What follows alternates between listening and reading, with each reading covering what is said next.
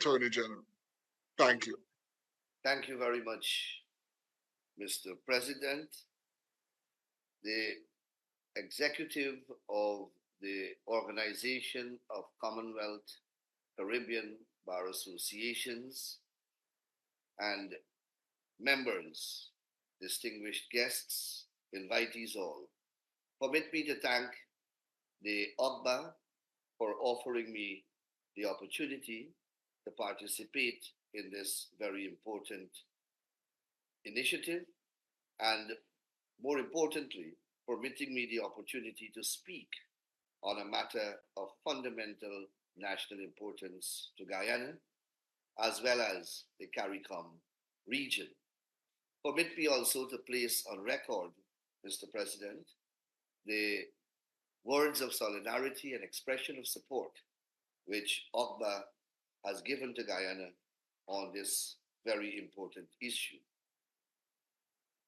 I have used a couple of subheadings to put my presentation into context.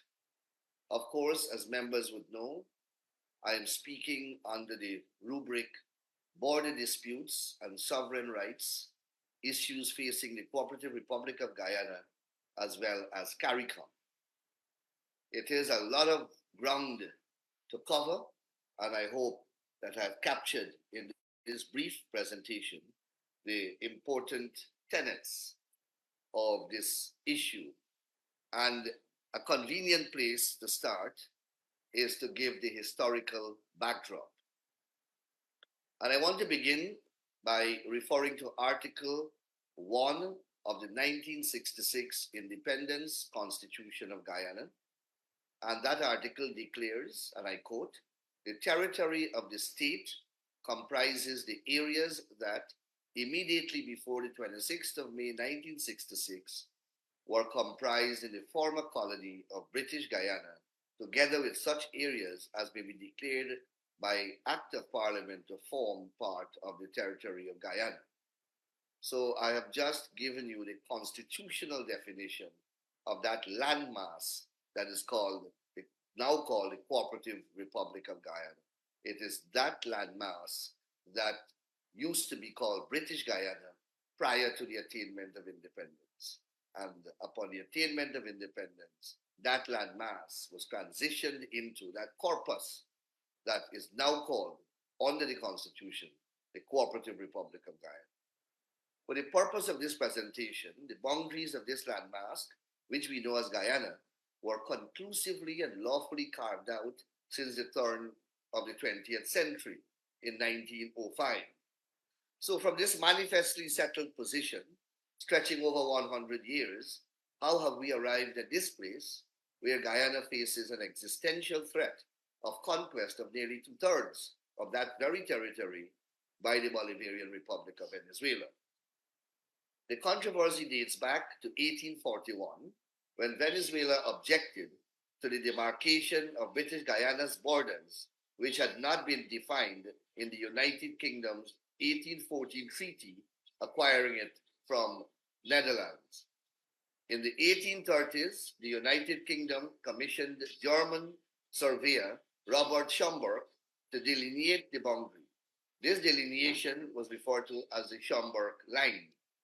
Venezuela contended that its borders were established since 1811, when they attained independence from Spain, and they extended east to the Essequibo River. After a large gold discovery in the disputed area in the 1850s, the United Kingdom claimed an additional 33,000 square miles west of the Schomburgk Line. The dispute intensified, and in 1897, diplomatic relations broke down between the United States of Venezuela and the United Kingdom. Venezuela then sought and secured the assistance of the United States of America, praying in aid the Monroe Doctrine. By this doctrine, the United States of America had pledged that it will resist territorial claims by European colonial powers in the Americas. Tensions arose to such a level that the United States even threatened war with Great Britain. Eventually, diplomacy prevailed. Facilitated by the United States in 1897, Venezuela and Great Britain concluded an agreement, the Treaty of Washington, by which they agreed to submit the dispute regarding the location of the boundary to binding arbitration before a tribunal of 5 eminent jurists. Under the terms of the Treaty of Washington, Great Britain and Venezuela agreed that they would, and I quote, consider the result of these proceedings of the Tribunal of Arbitration as a full, perfect, and final settlement of all matters referred to the tribunal. The 5 jurists selected were 2 members representing Great Britain, nominated by members of the Judicial Committee of Her Majesty's Privy Council, namely Charles Baron Russell, Lord Russell, for those lawyers who may recall, the then Chief Justice of England, and he replaced Baron Herschel, Chief Justice Herschel, who died shortly after his appointment to the tribunal, and Sir Richard Hen Collins, Chief Justice of the British Supreme Court of Judicature. Those were the 2 from the British side. 2 members representing Venezuela, Melville Western Fuller, Chief Justice of the United States of America, nominated by the President of the United States of Venezuela, Jose Andrade, and David Josiah Brewer, Justice of the United States Supreme Court, nominated by the Justices of the Supreme Court of the United States of America.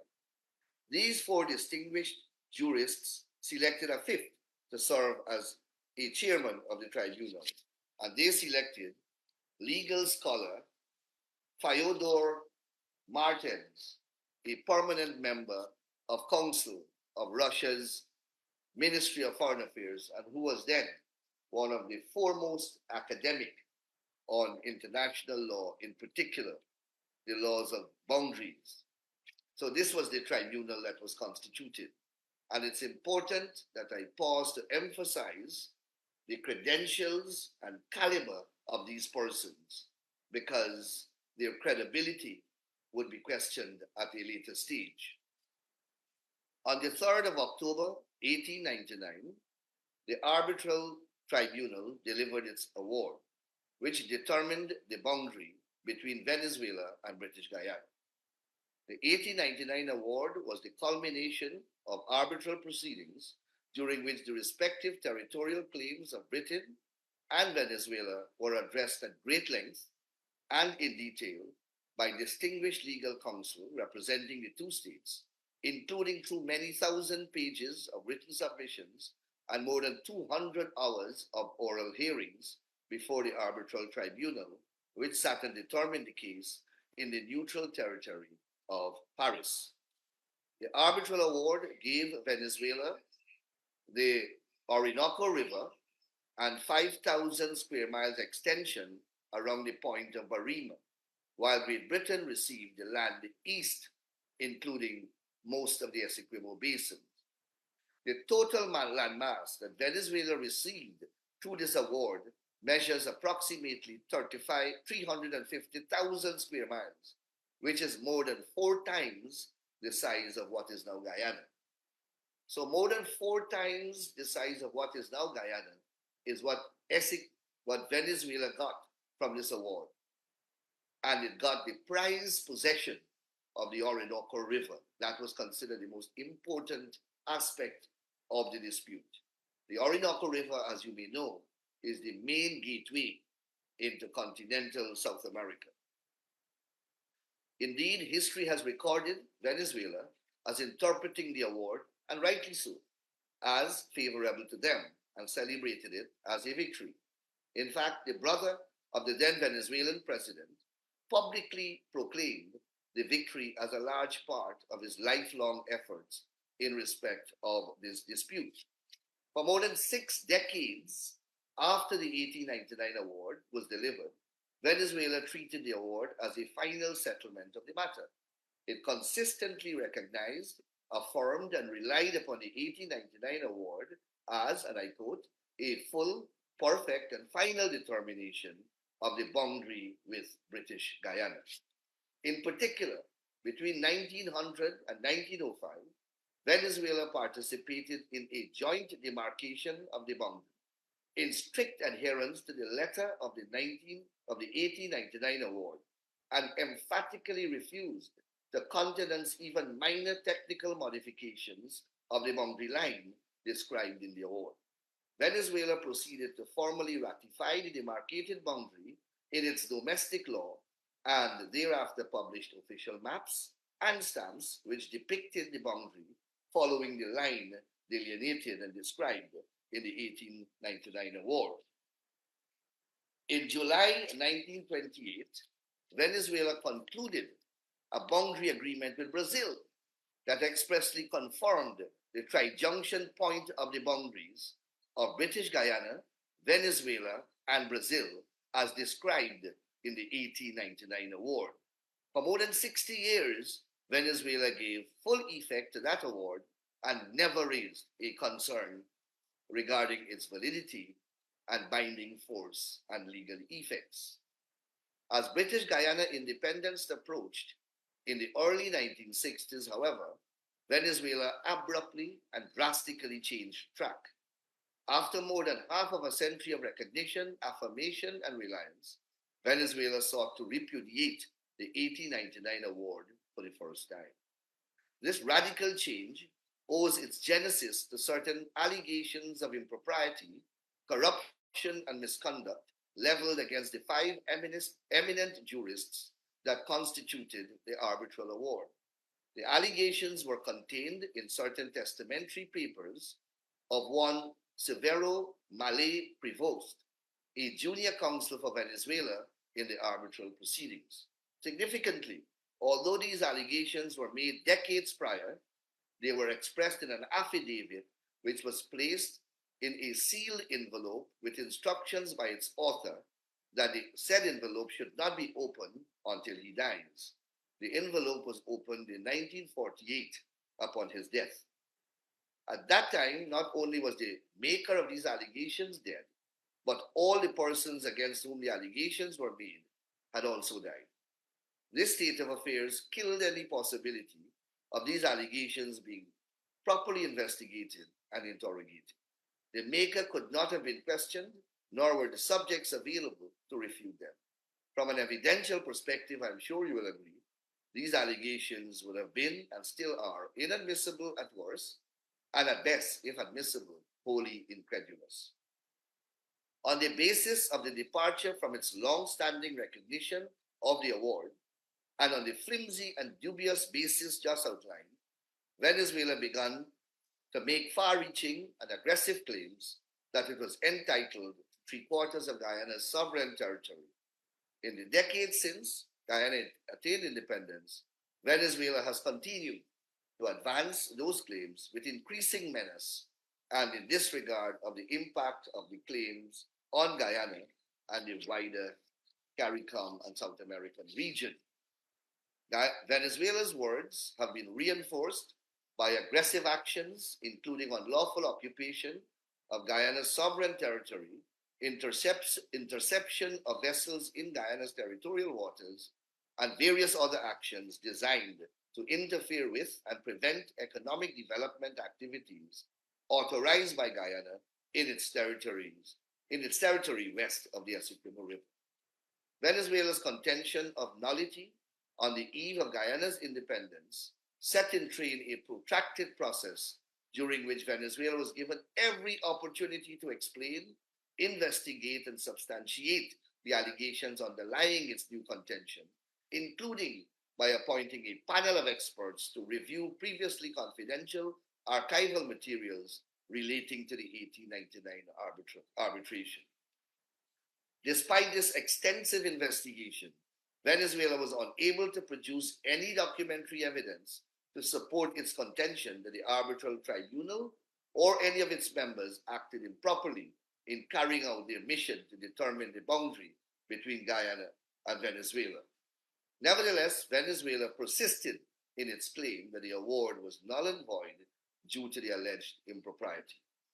On the 17th of February, 1966, the governments of United Kingdom and British Guyana United Kingdom, Venezuela, and British Guyana concluded the Geneva Agreement. This was intended to establish a binding and effective mechanism for achieving a permanent resolution of the controversy arising from Venezuela's repudiation of the 1899 award. I pause here to indicate that I'll interrogate this Geneva Agreement in greater detail later in my presentation. Under the auspices of the Geneva Agreement, a mixed commission was established for the purpose of, I quote, seeking satisfactory solutions for the practical settlement of this controversy arising from Venezuela's contention of nullity. The mixed commission held numerous meetings during its 4-year term between 1966 and 1970, but was unable to make any progress towards the settlement of the controversy. Following a 12-year moratorium between 1970 and 1982, and a 7-year period of consultation as a means of settling between 1983 and 1990, the parties then engaged in a 27-year-old good office protocol under the authority of the United Nations Secretary General between 1990 and 2017, including a 1-year enhanced mediation process. Once again, this process yielded no significant progress towards the resolution of the controversy. Venezuela has been afforded ample time and opportunity to explain and substantiate its contentions of nullity under the various procedures established under the Geneva Convention in the 6 decades since it first formally sought to question the validity of the 1899 award. Nevertheless, it has adduced no evidence that is remotely capable of substantiating its claims that the award was the product of coercion, collusion, fraud, or some other nullifying factor.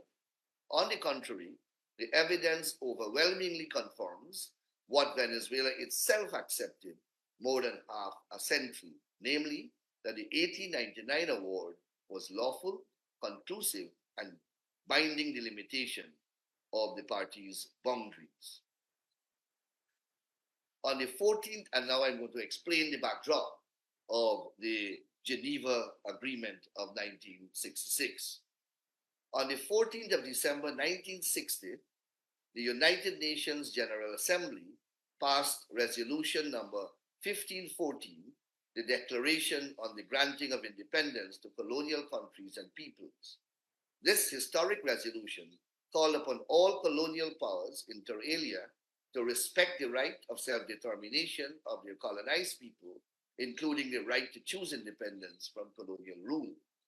1 year later, on the 18th of December 1961, the Premier of British Guyana, Dr. Chery Jagan, petitioned the Special Political and Decolonization Committee of the United Nations General Assembly to support the political independence of his country, British Guyana. In response, the UK informed the General Assembly that it would soon hold a constitutional conference on the independence of British Guyana. Within 1 month of Dr. Jagan's petition, on the 15th of January 1962, Venezuela delivered a memorandum to the United States Department of State in Washington, indicated that it would bring its complaint to the attention of the UN General Assembly to delay British Guyana's independence, calling for negotiations with the United Kingdom to reach an agreement on the new boundary with British Guyana. The memorandum to the US Department of State took pains to make it clear, however, that Venezuela, and I quote, was not questioning the legality of the arbitral award. And that was, as was reported by the US Department of State, I quote, inasmuch as Venezuela has long cherished the aspiration of having the 1899 arbitral award revised, it felt obliged to put its aspiration on the record of the United Nations. Venezuela was not questioning the legality of the arbitral award, but felt it only just that the award should be revised, since it was handed down by a tribunal of 5 judges, which did not include on it any Venezuelans. Venezuela believes that the 2 British judges and the so-called neutral Russian judge had colluded in arriving at a decision to support the British claims. And only valiant action by the two US judges prevented the award from recognizing the extreme British claim. For these reasons, Venezuela considers the award to have been inequitable and questionable from a moral point of view.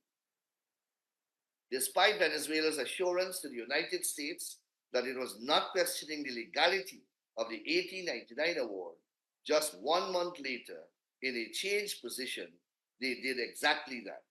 In a letter from its permanent representative to the UN, Dr. Carlos Sosa Rodriguez, to the United Nations Secretary General U Thant, dated 14th of February 1962, Venezuela declared for the first time that, I quote, it cannot recognize an award that was, I quote again, the result of a political transaction. And that's why I emphasized the credibility and caliber of the persons who constituted this award.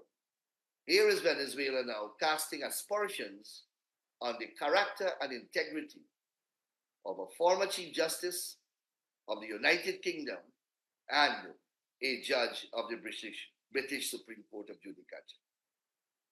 The basis for Venezuela's claim, and I pause here to reiterate that these claims owe their genesis to a junior counsel, and you have the facts and circumstances under which that allegation was made. The basis for Venezuela's claim that the 1899 was the product of political compromise arose out of the memorandum drafted on the 18th of February. Well, I dealt with that already, so I wouldn't cover that. Why the Geneva Agreement? The question that one may now ask is, if this was settled, that is, the controversy was the settled position of Great Britain, why then did it sign another agreement in Geneva on the 17th of February 1966? And that's the question that I would like to address. The Deputy Permanent Representative of the United Kingdom at the UN, Mr. Colin Crowe, who dealt with the matter, made it abundantly clear on repeated occasions that British government did not accept that there was a boundary dispute, as it considered the matter conclusively and perfectly settled by the arbitral award. However, British Guyana was proceeding to independence, and Britain feared that Venezuela's change of position, a new and independent Guyana, would be vulnerable to a military seizure of its territory by a far superior Venezuelan armed forces. It is in those circumstances, and while maintaining most resolutely that Venezuela's claim was entirely without merit, that Mr. Crowe made a proposal to the UN for a peaceful resolution of the controversy. Crowe made it clear that this was not, and I quote, an offer to engage in substantive talks about revision of the frontier, unquote, as this had been settled by the arbitral award in 1899. Instead, he explained, the British offer was intended only to, and I quote again, to dispel any doubts which the Venezuelan government may still have about the validity or propriety of the arbitral award, unquote. Venezuela accepted the British proposal, and that was how the Geneva Agreement was signed. It is common knowledge that the Geneva Agreement outlined several processes for engagement. It is also common knowledge that several of these processes were activated but yielded no success. It is in these circumstances that the government of Guyana invoked Article 4 of the Geneva Agreement. In short, this article prescribes that if the channels employed, and the channels employed I've already outlined, the mixed commission, the good offices, the process, etc. In short, this article prescribes that if the channels employed did not bring a resolution to the dispute, then the UN Secretary General can recommend any of the processes laid out in Article 33 of the Charter of the United Nations. So the Geneva Agreement has this clause that says if any of the processes alluded to and set out in the Geneva Agreement itself did not yield the contemplated and anticipated success, then it resided in the UN Secretary General the power to choose another course. And the UN Secretary General, exercising that power, upon the request from the government of Guyana, that the UN Secretary General then refer the controversy to the International Court of Justice, the principal judicial arm of the United Nations, for resolution. And this is where the matter remains. So this is how the matter reached to the International Court of Justice. It was a recommendation of the UN Secretary General to exercise his powers contained in the Geneva Agreement itself. And in so doing, the UN Secretary General referred the matter to the ICJ. As a member of the United Nations and by virtue of the Charter of the United Nations, which has the force of and is recognized as part of the corpus forming international law, Venezuela is bound by the Charter and by the decisions of the United Nations.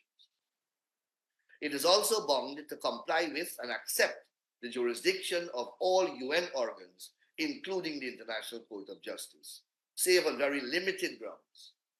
As an expression of sovereignty, it can refuse to submit to the jurisdiction of that court on certain grounds. Those grounds do not exist in this case.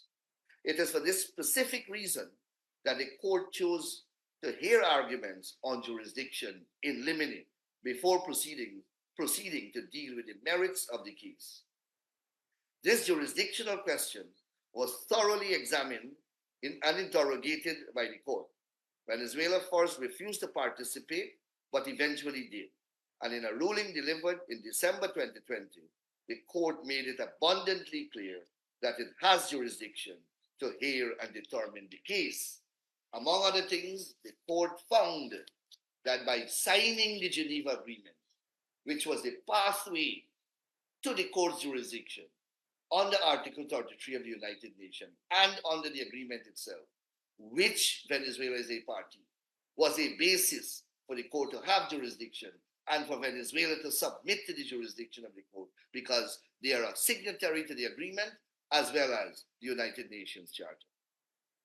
Perhaps Venezuela, recognizing that its case at the court is hopeless and faced with an impending general elections in an environment of great economic depression and resultant social chaos, the Maduro administration chose to embark upon a controversial referendum as a silver lining in the dark clouds hanging over that country. On the 23rd of October 2023, the government of Venezuela, through its National Electoral Council, published a list of 5 questions that it plans to put before the Venezuelan people in a consultative referendum on 3rd of December 2023. This referendum purportedly called upon Venezuelans to express their support for inter alia. 1. Firstly, do you agree to reject by all means, in accordance with law, the line fraudulently imposed by the Paris Arbitral Award of 1899 that seeks to deprive us of our Guyana 𝘴𝑠𝑒𝑞𝑖𝑏A? Secondly, do you support the 1966 Geneva Agreement as the only valid legal instrument to reach a practical and satisfactory resolution for Venezuela and Guyana regarding the controversy over the territory of Guyana 𝘴𝑠𝑒𝑞𝑖𝑏A? Thirdly, do you agree with Venezuela's historical position of not recognizing the jurisdiction of the International Court of Justice to resolve the territorial controversy over Guyana 𝘴𝑠𝑒𝑞𝑖𝑏A? Fourthly, do you agree to oppose by all means, in accordance with law, Guyana's claim to unilaterally dispose of a sea pending delimitation illegally and in violation of international law? And fifthly, do you agree with the creation of the Guyana 𝘴𝑠𝑒𝑞𝑖𝑏A state and the development of an accelerated plan for the comprehensive care of and the current and future population of that territory that includes, among other things, the granting of citizenship and Venezuela identity card in accordance with the Geneva Agreement and international law, consequently incorporating the said state on the map of Venezuelan territory. In the face of this referendum, Guyana approached the International Court of Justice for certain provisional measures against Venezuela. On December 1st, 2023, 2 days prior to the date of the referendum, the International Court of Justice delivered the following unanimous orders as provisional measures. One, pending a final decision in the case, the Bolivarian Republic of Venezuela shall refrain from taking any action which would modify the situation that currently prevails in the territory in dispute, whereby the Cooperative Republic of Guyana administers and exercises control over that area. And secondly, both parties shall refrain from any action which might aggravate or extend the dispute before the court or to make it more difficult to resolve, unquote. In short, while the provisional measures did not prohibit the referendum from taking place, and Guyana never sought to do that at the proceedings because we recognize that as an internal constitutional matter, it effectually prohibited any consequential actions flowing therefrom. Significantly, although the Maduro government claimed that the Venezuelan population voted resoundingly at the referendum, objective reports suggest otherwise. Objective reports suggest otherwise. In the meanwhile, tensions continue to mount between Guyana and Venezuela. In this square-off, Guyana continued to resolutely maintain its reliance on international law, diplomacy, and the process engaged at the International Court of Justice. Additionally, Guyana was able to secure support and solidarity from some of the most powerful voices in the hemisphere. These include the United States, the United Kingdom, Canada, the Caribbean Community, the Commonwealth, Organization of American States, the European Union, and Brazil, among others. On the other hand, Venezuela continued with its bellicose threats and increasing military presence close to the borders of Guyana. They also moved a motion in the Parliament of Venezuela ratifying the referendum. Both in their individual statements and in joint statements issued, member states of CARICOM quickly and emphatically recognized repeatedly that the controversy which exists between Guyana and Venezuela and any escalation thereof would threaten not only peace and stability in the CARICOM region, but would weaken the sovereignty of each individual state, as well as other states in the hemisphere. It was specifically emphasized that Venezuela's refusal to recognize international law and the international legal processes and institutions such as the United Nations and the International Court of Justice continues to undermine international peace, international law, and indeed international rule of law. Amidst these tense circumstances arose the Argyle Engagement, which birthed the Argyle Declaration. This initiative was pioneered by Dr. Ralph Gonsalves, Prime Minister of St. Vincent and the Grenadines, in his capacity as President pro tempore of the Community of Latin America and Caribbean States, CELAC, and Prime Minister of Dominica, Roosevelt Skerrit, as Chair of CARICOM. In the Argyle Declaration, Guyana and Venezuela declared inter alia as follows. 1. Agreed that Guyana and Venezuela directly or indirectly will not threaten or use force against one another in any circumstances, including those consequential to any existing controversy between the two states. 2. Agreed that any controversies between the two states will be resolved in accordance with international law, including the Geneva Agreement dated February 17, 1966. 3. Committed to the pursuance of good neighborliness, peaceful coexistence, and the unity of Latin America and the Caribbean. 4. Noted Guyana's assertion that it is committed to the process and procedures of the International Court of Justice for resolution of the border controversy. Noted Venezuela's assertion of its lack of consent and lack of recognition of the International Court of Justice and its jurisdiction in the border controversy. 5. agreed to continue dialogue on any pending matters of mutual importance to the two countries. 6, agreed that both states will refrain, whether by words or deeds, from escalating any conflict or disagreement arising from any controversy between them. The two states will cooperate to avoid incidents on the ground conducive to tension between them. In the event of such an incident, the two states will immediately communicate with one another, the Caribbean community, the Community of Latin America and the Caribbean CELAC, and the President of Brazil to contain, reverse, and prevent its reoccurrence. 7, agreed to establish immediately a joint commission of the foreign ministers and technical persons from the two states to address matters as mutually agreed. An update from this joint commission will be submitted to the presidents of Guyana and Venezuela within 3 months. This engagement had the immediate impact of lowering temperatures between the two disputants and, by extension, the region to acceptable levels. Comparative normalcy returned in both countries, so much so that Venezuela recently accredited Guyana's ambassador to that country, and President Maduro, at the accreditation of the ceremony, conveyed best wishes to President Ali, the government and people of Guyana. I am aware that arrangements are actively being made for another engagement to take place in Brazil upon President Lula's invitation.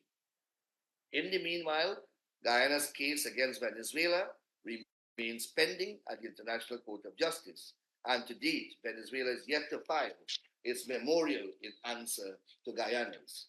The deadline for them to do so, fixed by the court, is quickly approaching. Venezuela is yet to unconditionally submit to the jurisdiction of the court. Whether they do so is anyone's guess. I have every confidence that Guyana's case will eventually prevail at the ICJ. Whether Venezuela will consider itself bound by any such decision is still largely in doubt. Critically, Guyana has recently secured a seat at the United Nations Security Council, the principal enforcement arm of the ICJ, for a 2-year term. In closing, while much progress has been made in the advancement of a lawful and peaceful resolution of this long-standing dispute, much is still left to be resolved, largely as a result of the Bolivarian Republic of Venezuela's refusal to adhere to international law, international norms and practices, and to accept jurisdiction of the ICJ and be bound by any decision it renders. Thank you very much. That is the presentation that I prepared, and I hope that it has brought to your attention many and clarified many of the crucial issues surrounding the border controversy between Guyana and Venezuela. Thank you very much. Thank you, Honorable Attorney General. I'm just checking. Are you hearing me clearly? Very, very clearly. Very clearly. Thank you. We have some people logged on the chat. I think there was some sort of mix-up as to the link for the panelists as opposed to attendees. So I suspect some of our members are following your live Facebook feed. Unfortunately, we won't be able to capture their questions. So we will try to address the matters which come before us. But I want to tell you that your presentation has been extremely exciting in the context of the historical development of what seems to be, to a large extent, a one-sided conflict, because it appears as though you had the arbitral award and it was simply the failure of parties on one side saying that they didn't intend to accept it. I don't know if I mistook what you said, but it certainly made very interesting listening. I was particularly taken by the names that you mentioned as part of the committee which made or who considered the arbitral award. And I recognize some of the names as being American names. Could you tell us, before we go on to questions, could you tell us how did the selection go about, or how was the selection done for that particular body? So thank you. Was it that Great Britain had two? Was it that Venezuela had two? How did that go? Yes. So Venezuela went to the US and they lodged this complaint. And the US took over on Venezuela's behalf to negotiate with the United Kingdom. And they decided to use the vehicle of an arbitration as the process to resolve the dispute. In determining who will compose the arbitral tribunal, the President of Venezuela, along with the President of the United States of America, decided, along with Great Britain, that each party will have two sets of arbitrators to nominate to the tribunal. Two will come from the US and two will come from Great Britain. And the Venezuelan president personally selected one of the two that came from the US. And the US Supreme Court, upon the invitation of the president of the US, nominated the other. So Venezuela had an active part in nominating one of the two on their side. And Great Britain asked the Privy Council to nominate one, and the Great Britain Supreme Court to nominate one. And the four, it was decided, will nominate the fifth to act as chair. And they decided to appoint the Russian, who was a professor and a very internationally acclaimed person in international law, in particular in the resolution of border disputes at that time. So that's how the tribunal was composed. Thank you, because I saw that one of the American justices, or one of the Americans, was in fact a former Supreme Court Justice Fuller. Yes. Who was someone of, who held a tremendous weight and a lot of regard in the legal community worldwide. So was there any sort of complaint at that time about the integrity of any members of that panel? Is there any historical record of that? Not at all. And that is why in my presentation, I went to great length in explaining the origin of the allegation, who it came from, and the circumstances surrounding it. And also, I outlined very briefly the many opportunities that Venezuela had to interrogate and investigate this claim and to produce the evidence in support or to corroborate their claim. During the 60s, the United Nations paused Guyana's independence and allowed them to do that. Premier Dr. Jagan and the president of Venezuela met, and they had an agreement. And Dr. Jagan said, go and produce whatever it is that you can find. They went to the British archives. They went to the American archives. And they could not have produced a single piece of document to support this contention. And that's why I pause to emphasize the caliber of the judges. Chief Justice of England, at that time, 1897. I mean, these people were beyond reproach. This is Lord Russell on Russell and Crime, accomplished author, accomplished jurist. And he replaced Lord Herschel. And then you had Lord Justice Collins from the British Supreme Court. And two nominees from the US Supreme Court. They were all, the two from America were sitting judges, Fuller and the other one, Brewer. And Fuller was nominated by the Venezuelan president, and the other one was nominated by the US Supreme Court upon an invitation of the President of America. To suggest that these people, that the allegation is that the three, Britain and the Russian, conspired. And even if they did so, these two Americans were so gullible that they were duped. I don't understand. Not a public statement, nothing. At the time, the allegation surfaced in 1948, 60 Yes. years after the conclusion of the tribunal, you have 60 years of settled practice of recognition from Venezuela itself. Thank you, AG. I know that when we look at the historical context, there's so much material to get through that we can probably talk quite a bit about it. But I'm looking at the questions popping up on the chat, and the questions seem to be focusing on the more recent developments, unfortunately, which, apart from sound bites, we have not had an in-depth analysis of before your presentation to us today. And one of the questions is, how binding is the Argyle Declaration? What, if any, repercussions are there for a breach? That's one of the first questions. Do you want to take that before I move on to the others, or do you want me to give you all the questions on the Argyle Declaration? Yes, I prefer that, and let me just address them. Okay.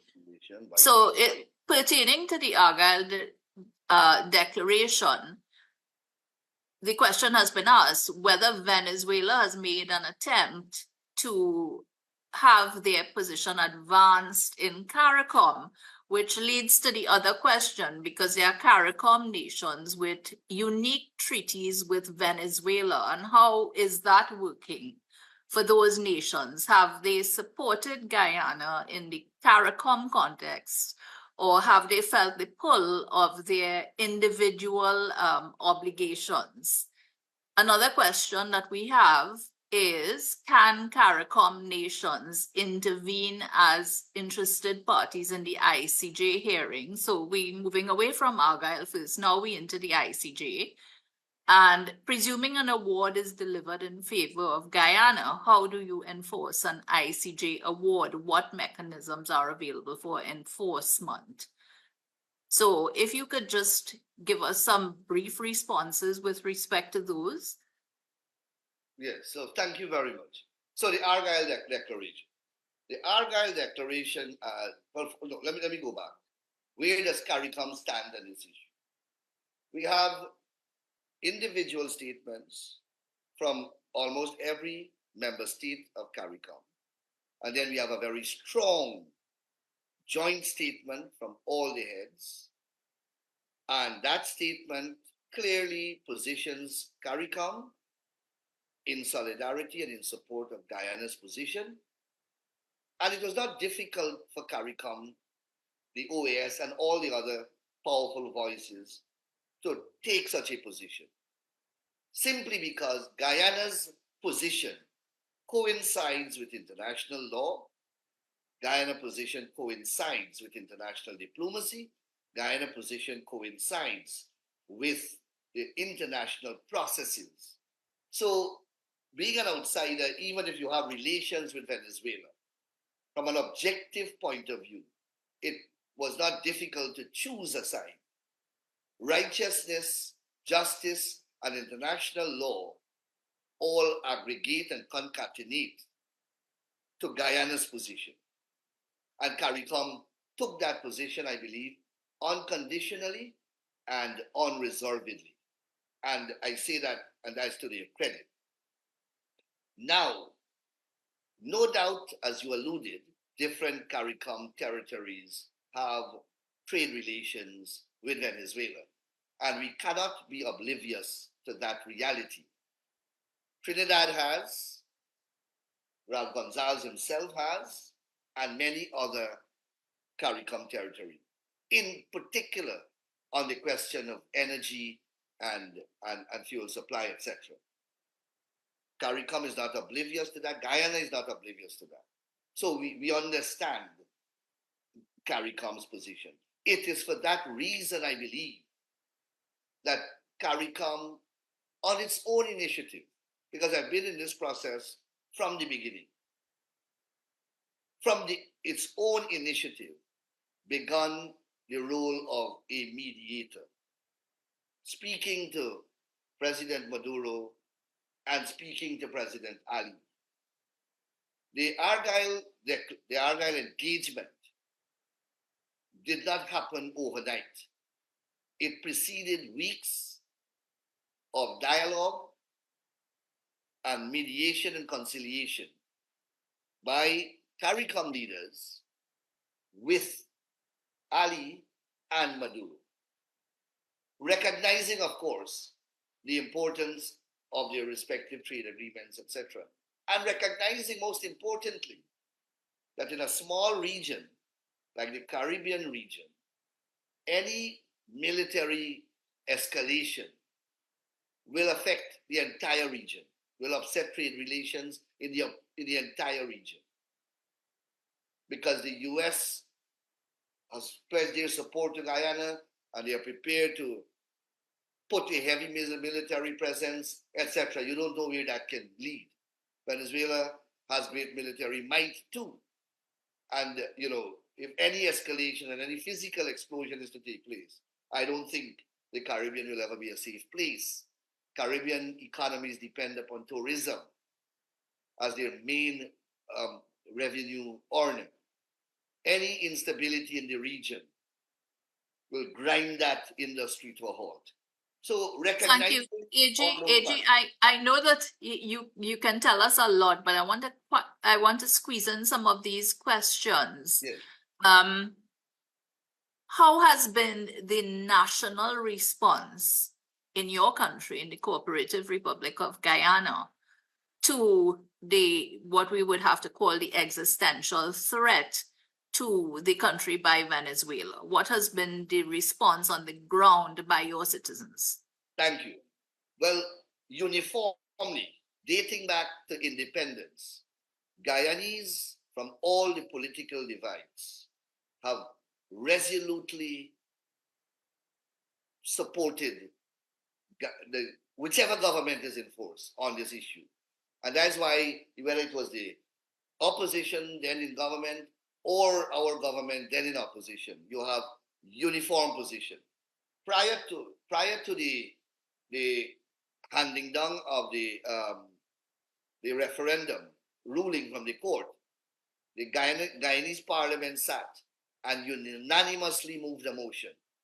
So all the political players moved a motion that condemning Venezuela's intended referendum and expressed solid support for the sovereignty of Guyana. So that's where we have, on the ground, that's where Guyana stands. And we stand unyieldingly.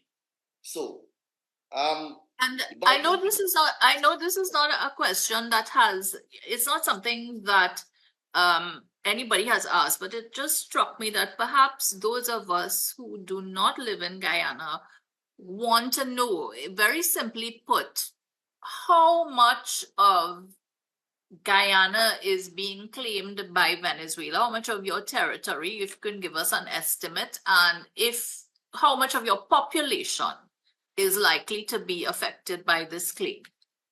It's just over 2/3 of Guyana.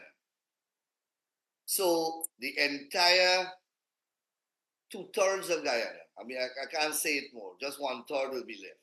So the 𝘰𝑚𝑡𝑢𝑟 Falls, all the hinterland communities, Guyana is divided into 10 administrative regions. And this claim will take away about 7 of them. All where the oil is, the oil blocks are, all of that will go. That's what they're claiming. It's really the largest chunk of Guyana, and about 1/3 of Guyana's population reside in the mass territory that they are claiming, from one end of Guyana to the next. And would that 1/3 include, I know Guyana has a fairly large indigenous population. Almost the entire indigenous population will go. Okay. Almost. Thank you. Yes. So if I could quickly ask you to focus, AG, on the ICJ issues. First of all, is there a date for the ruling? Is it going to be coming soon? Well, a date has been fixed for oral arguments to resume, and that is obviously premised on Venezuela filing its memorial. I believe at the end, by March, that deadline will have expired, and a date is fixed for, I think, in April, for us to go back to the court. But well, as I said, Venezuela has not filed. In relation to whether CARICOM can join, I don't know at this stage whether CARICOM would be permitted to join, because the matter has gone, 2 sets of preliminary objections were made by Venezuela and disposed of against them, and we are now in the merit stage of the case. Sure, and I think the last one which I had sent to you was, if an award is delivered in Guyana's favor, how is enforcement going to take place, or is enforcement possible, or is it simply going to be a judgment and you expect parties to abide by what the ICJ says? Well, you would know that at the level of international law, there is always, international law is based upon comity and reciprocity across the global stage. So a large bulk of the body of international law is predicated upon parties consenting to be bound by the law. So that's the first thing. Secondly, yes, there is an enforcement component to the ICJ's orders. The ICJ, as you would know, and as I indicated, is the principal judicial arm of the United Nations. The United Nations Security Council is the enforcement agency of the United Nations in terms of international law and decisions of any of the organs of the United Nations, of which the ICJ is one. And I couldn't have done it here, but I could have dealt. There's a component that I've spoken on already, because there's a question that's being asked all the time. Would the judgment be worth the paper it's written on, or just a matter of academic importance? It is not. I can cite many, many cases where the United Nations, via the Security Council, has been able to enforce its orders. All countries, and they do so by resolutions, and they call upon the military force of the United Nations, including military forces of all its members. They have that power. But that's the extreme. They have other mechanisms that they can use to force their hand. They can call on the imposition of sanctions by all member states. Trade sanctions and travel sanctions and a whole host of other sanctions. So there are various levels. Of course, military action and military intervention is the extremity, but there's a plethora of staged methods of enforcement, upping the ante in ascending order. Thank you, AG. I want to ask you this. On the first occasion that there was a matter involving Guyana and Venezuela before the ICJ, Venezuela simply refused to engage. Do you have any expectation, and if so, based on what? Do you have any expectation that March is going to bring fruit in terms of a Venezuelan response? So, Venezuela, though they have repeatedly refused to engage, at every occasion, at the last moment, they actually engaged. So, on the jurisdictional issue, they first told the court that they will not participate. And then they submitted their arguments, asking for an extension of time. Then when that decision went against them, they refashioned the same argument, packaged it a little differently, and lodged another objection to the court proceeding with the substantive hearing. That was also disposed of, and they participated. Then thirdly, in relation to the measures, they said that they will not participate, but they went there with a large contingent of 28 lawyers. They had more lawyers than us, including their vice president, Madam Rodriguez, and she addressed the court. So now we have this. So at the last moment, I don't know. They may submit their memorial. It's anyone's guess. Sure. AG, I know we are taking up a lot of your time, but perhaps it's a okay. last question before we wrap up. I know that one of the borders that you share with Venezuela, I think it's a border together with Brazil. Has Brazil played any role in this dispute? Yes. Brazil has sent its support to Guyana. And then at one point in time, Brazil also expressed support for Venezuela. However, on the ground, Brazil increased its military presence in response to Venezuela bringing military presence at that junction area. Thirdly, President Lula sent one of his high representatives at the Argyle engagement, and President Lula has agreed to host the next engagement, and in fact to act as one of the main conciliators, along with whoever is the chair of CARICOM and Prime Minister Gonzalez as head of CELAC, provided that he continues to be there. So Brazil is playing a role. And because I don't think Brazil is comfortable with having its entire eastern border, that Brazil is comfortable having Venezuela as its neighbor because that's what the impact will be. The entire western border of Brazil, should Venezuela get through with this ridiculous claim, Brazil's neighbor will be Venezuela. And Venezuela has had bouts of chaos and instability for the last 15 years. I don't think Brazil is comfortable with that state of affairs. Was Brazil one of the countries which participated in the mapping or the demarcation of that particular boundary line? Yes. In 1905, when they demarcated the boundaries, Brazil was there because the boundaries included a tripartite junction.